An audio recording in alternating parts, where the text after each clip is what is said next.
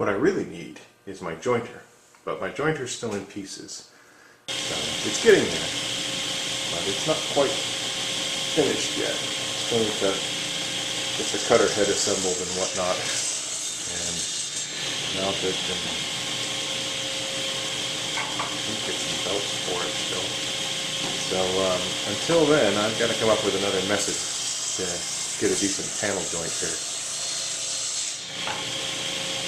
Maybe I'll just take a nice light wrist cut on the table saw and see if I can get a closer fit.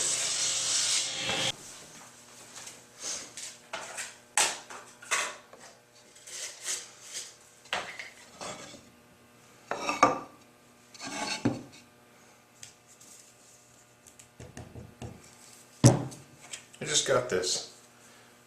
I have no idea if I'm going to like it or not. It looks really good. And I appear to have plenty of glue.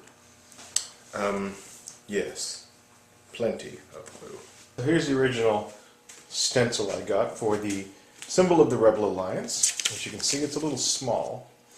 So I went ahead and blew it up a bit. And I also had to change the shape of it so I could put a clock. That wasn't the symbol. I altered the symbol. Pray I don't alter it any further.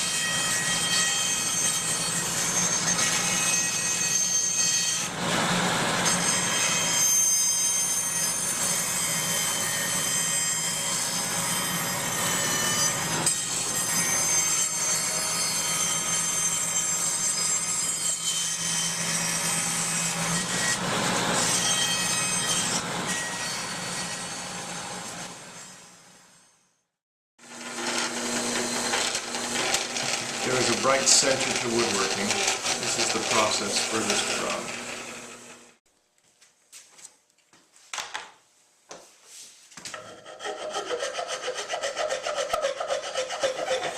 If there is ever a motivation to make a smoother cut on a bandsaw, this would be it.